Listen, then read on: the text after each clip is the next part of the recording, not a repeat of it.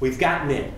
All right, now we've gotten in through our hard work and efforts on our knowledge-based sales process. We've worked at that, we've called, we've marketed, we've sent those articles out, we've done all that right. You also, though, may have gotten in from referrals. You may have gotten in from people you know. You may have gotten in through many other ways. So regardless of how we've gotten in, we need to constantly be reinforcing and constantly let folks know that we are a knowledge source and not a time waster. At all points, we need to understand that, okay?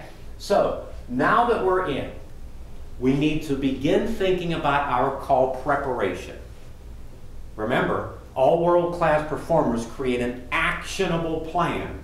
So wishing for this call to go well, that's not an actionable plan. There's certain things that we need to be doing. When we get in front of this person, if we've gotten through them through our knowledge-based sales process and sending the letters and we brought them to a state of dissonance, it's now our job to bring them to a cognitive understanding that we're different and worth working for. Remember, they're stressed. They might be in a little state of dissonance. They may be a little less than pleasant once we get there, even though they've given us this time on our calendar. There's no guarantee they're meeting us with open arms. So we have to understand our tendencies when we're under pressure. Refer to your profile, look at our behaviors under pressure, our behaviors in a conflict situation, and make sure we know those so we are prepared. Conscious, unconscious, counterintuitive. Make sure that we're ready. Now we're walking in. We've done all of this work. We've worked so hard to get in. We're targeted. Maybe you're already working on a half a dozen clients and we need 2 or 3 more. We don't have a lot of these opportunities to waste. We need to maximize these as much as possible. So, when we're getting in there, preparation is the key. The first thing I'm going to ask, okay, is that we want to be prepared for all of the disc styles, okay? This is mine, as I showed you before. You want to be prepared for all of those styles, but you especially want to be prepared for the 2 lowest points on your graph. Those are your least intuitive. Those are the ones where you may have some unconscious tendencies that rub that style the wrong way. So when I'm preparing for a call, I always want to be able to focus and have written, by the way. I want to write them for all the styles, but I most want to have them written for the how and the why. Those are my most difficult. What are your most difficult? Make sure you're prepared. World-class performers create an actionable plan. If I write that down, I'm prepared. All right? The next thing is, if you ever walk into a room, follow me along here. We sent the articles. We got an appointment. The person asked us, this is in regards to, and we told them what it was in regards to, and we got in, and we walk in the room, and now we are meeting with multiple people. I want you to take a step back, take a deep breath, and without showing this, okay, manage your body language, but I want you to celebrate. Don't be thrown off base. Celebrate. Here's the key. Number 1, decision makers are much more collaborative. It is really, truly the Industrial Revolution decision maker that had that command and control. Decision makers now are pulling many more people in. It is rare, very rare, that we take a meeting with just one person. In fact, we have set meetings up with just one person and we show up and there's a handful of people there. Always be prepared for that, even frankly, if they tell you it's just them. Be prepared. So if we walk in and there are multiple people in there, in no way, shape, or form should you be taken aback. In fact, internally, you ought to be celebrating. And you know why? Because you're that much closer to securing the account. They've already thought you might have something of value to bring other people's time in. That is a major victory at this point in time.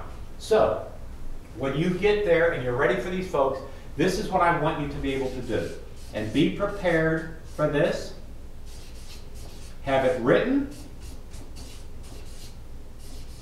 Remember, we're just meeting these folks. We have no idea what their styles are. We're going to do some people reading. And by the way, let me help us with a little bit of this. We're not going to walk into Mr. and Ms. Big's office and over in her corner, we're going to see a set of golf clubs and we're going to walk in and say, oh, I see that you golf. right? No, anybody could see that. That's not, no, no, no, no, no. If you know them, if you're friends with them, if you have a relationship with them, starting off that way is great. But what you may be doing completely unconsciously is bringing them to a cognitive understanding that you're a time waster, that you're a schmoozer, that you're here to talk about things that aren't business at that point. I understand we're looking to develop a rapport. I do. I get that, okay? But not just with the obvious. You see a big sailfish behind their desk and you say, oh, do you fish? No, we're different. We're different. We're knowledge sources. So what I want you to think about when you get there is have this agenda ready with what, who, how, and why. We don't know what their styles are, and we walk in and now there's several folks there. And it goes something like this, and we're going to ask you to put yours together. Again, if you like ours, steal it. But this is what we're always prepared to do. We want to be able to walk in and say, see a bunch of folks here and say, wow, thank you very much for assembling here. We really appreciate it. By the way, it's we, even though I'm just standing here. It's we because you're a part of EX3. So it's we. We really appreciate it. What we wanted to talk about is X, Y, and Z. Tell you a little bit about who we are and who we've worked with. Tell you a little bit how we take this to market and why we think some of the solutions we're going to talk about might be of value to you. I've talked about this to each and every style, and I've watched who nodded at what. Go back to your people reading. You're going to see that, and I'm going to come back to this as we talk about the presentation of our results. We're going to talk about our presentation of our proposal. We're going to talk about really using that. So now, we're either in with a group or we are in with Mr. and Ms. Big, okay? Please, please, please don't do website regurgitation, okay? We see that in an attempt to be prepared. Oftentimes people will go into a call and they will have gone through the website, which is good, understand all that, but then they'll regurgitate it a little bit. And they'll say, oh, I saw on your website, thinking we're setting ourselves apart, but we're not. Anybody now can go on the website. This isn't like searching the internet 15 years ago when that was a kind of a new idea. Everybody does that. So we don't want website regurgitation, okay? So try to avoid that as best as you can. Now this is what we're going to ask you to be working on for every account. That is, let's understand what's our primary objective. Let's look at what is the most important thing that we need to accomplish in this call. Is it getting an appointment for another call? Is it meeting someone else in there? Is it whatever that is? What's the most important thing that advances the call? Here's the key. It needs to be actionable and measurable. So in other words, a primary objective isn't to build a rapport. That's not measurable and it's not actionable. It could be to gain an appointment next month. It could be to get an introduction to Ms. Smith. It could be anything that's actionable and measurable, okay? That's our most important thing. Our second, if we're failing to get that, what is the second most important thing? So I want a follow-up appointment and I'm unable to get that. So maybe the second most important thing is to meet with another key influencer there. So we're going to be prepared for this in each and every call. What we're going to ask you to do is to make sure that you carry this on for every call.